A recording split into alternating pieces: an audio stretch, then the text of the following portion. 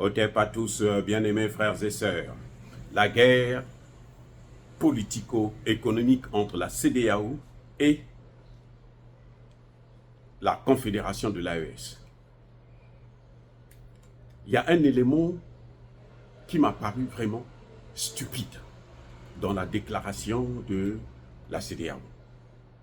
C'est de nous dire que les pays de l'AES, les ressortissants de ces pays, vont perdre les avantages au niveau international, vont être isolés au niveau international. Ils ne pourront plus obtenir les postes qu'ils avaient l'habitude d'obtenir parce que au niveau international, ils étaient soutenus par la CEDEAO. Et ils vont ajouter que la CEDEAO finira par fermer les 4 bureaux qu'elle a dans l'espace AES. Et par conséquent, l'espace AES va perdre 130 emplois. Écoutez bien, 130 emplois. 130. Donc, la CEDEAO pense que les dirigeants de l'AES vont sacrifier l'AES pour préserver 130 emplois. 1-3-0. Je ne parle pas de 130 000 ou 130 millions, non. 130 emplois. Voyez comment ces gens sont devenus minables, comment ils se rabaissent. En ce qui concerne la communauté internationale,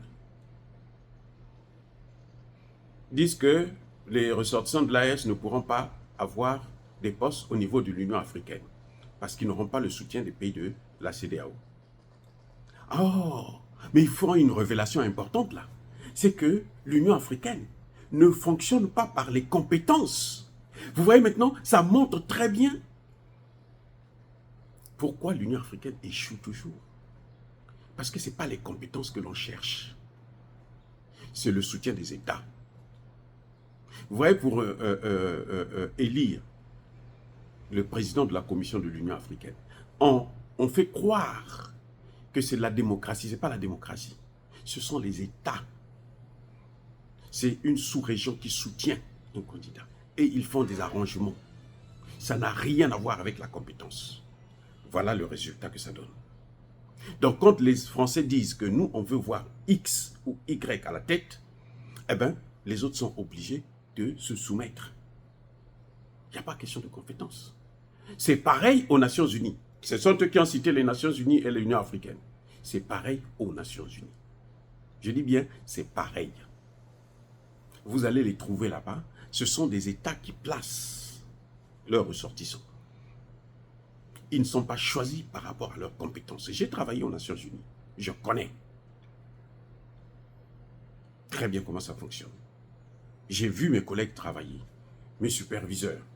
Ils sont superviseurs, ils sont grands patrons aux Nations Unies. Mais ce qu'ils disent, mais vous avez, ça vous donne la chair de poule. Il y a des moments où, quand je viens pour une formation, un training, je finis pas la formation, je sors, je m'en vais, parce que ça me rend bête.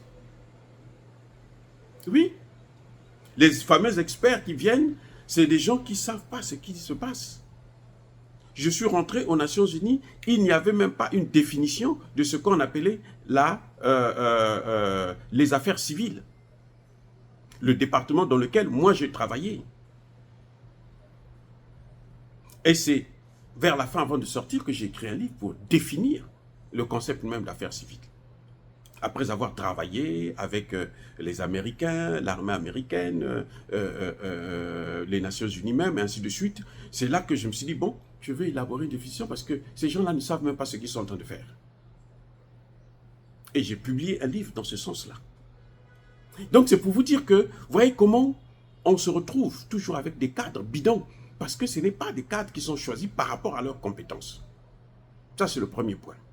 Le deuxième point, c'est que la CEDEAO va fermer ses bureaux. Très bien, c'est tout à fait évident. Et la CEDEAO recrutait 130. 130. dans les 3 pays, là, 130 employés. Ils vont perdre l'emploi. Ce que la CEDEAO oublie, c'est que ces gens-là, avec leur modeste, j'allais même dire, inexpérience, ce sont ceux-là qui vont faire le lit, qui vont gérer, qui vont travailler dans les différents départements de l'AES, de la Confédération. Maintenant, ils ont un statut juridique, on va mettre en place des différents bureaux, des différents domaines. Et ceux-là, ils iront travailler là-bas. Ils seront, à mon avis, ils seront prioritaires. Et quand quelqu'un perd un emploi dans ces institutions-là, ou quand quelqu'un trouve un emploi dans ces institutions-là, ce n'est pas pour le pays, hein, c'est pour lui et sa famille. Non, non, non, c'est pour lui et sa famille. Moi, j'ai travaillé aux Nations Unies.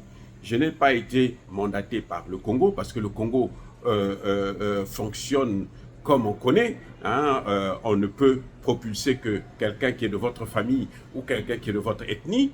Donc, moi, n'ayant pas de soutien, bon, ben, je suis rentré seul. Mais par mes compétences, bien sûr. Alors,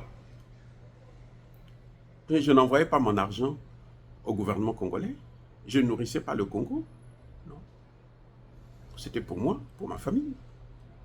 Donc, quand il parle des organisations internationales, quand il parle de la CEDEAO, ces gens qui travaillent là-bas, là, ils travaillent pour eux.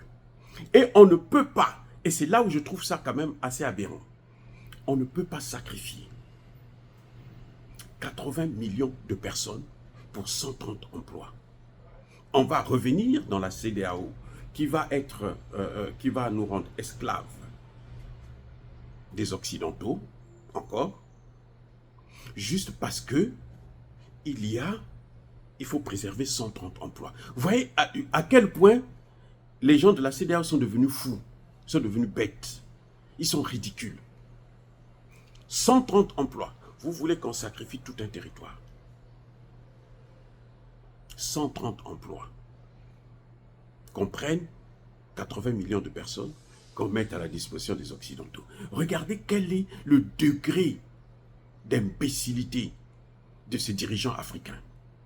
C'est là où on voit le... C'est-à-dire que c'est d'un niveau, qui dépasse les limites. C'est-à-dire que c'est incompréhensible. On ne peut même plus dire qu'ils sont bêtes. Je pense qu'ils sont plutôt fous pour arriver à penser que pour 130 emplois qu'il faut préserver, les pays, les dirigeants de l'AES vont sacrifier l'AES, vont prendre l'AES pour mettre à la disposition de la CEDEAO qui est elle-même la chose des Occidentaux. 130 emplois.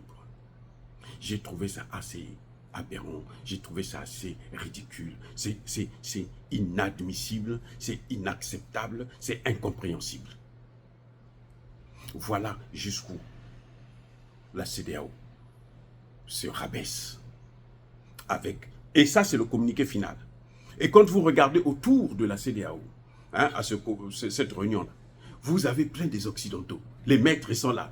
Bon, on a donné la leçon, on va voir maintenant comment vous allez l'appliquer. Ils sont en train d'observer et ils sont en train d'acclamer. Mais c'était sans compter sur la détermination de 3 hommes. Ibrahim Traoré, Assimi Goïta, Abdoulaye Tchani. Leur détermination, elle est sans faille. Vous avez vu leur discours, comment ça a été cadencé. Il y en a un qui a parlé de les relations avec l'impérialisme, ce que nous avons subi, notre histoire, notre passé, la douleur de nos peuples, ça c'est Traoré, et il y en a un autre qui est venu faire l'histoire de la CEDEAO, de l'AES, comment ils ont commencé, où est-ce qu'ils sont arrivés. Et l'autre est venu dire, maintenant, parler de l'avenir, jusqu'où on va partir, le général Tchani. Oui, les 3 présidents, chacun a, c'est comme si c'était entendu, chacun adopte une partie, hein, prend une partie et développe cette partie. C'est comme si, je ne sais pas si c'est ça entendu, mais en tout cas, moi c'est comme ça que j'ai vu ça. Il y a eu l'histoire de l'impérialisme, de l'esclavage, la colonisation, qui a été rappelée, notre douleur, notre souffrance qui a été rappelée par le capitaine Ibrahim Traoré, et qui a galvanisé, c'est d'ailleurs ça qui a galvanisé la population. Et maintenant, le colonel Tchani est venu, plutôt Assimi Goïta, est venu expliquer le parcours, le cheminement que nous avons déjà fait.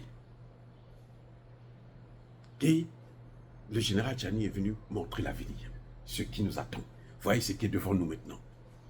Le pire est passé, nous avançons. Oh, dire cela, c'est inciter à la haine ou à la violence. Non, il n'y a pas colère, veille à ma lèvre. Encore une fois de plus, bien aimés frères et sœurs, je persiste et je signe.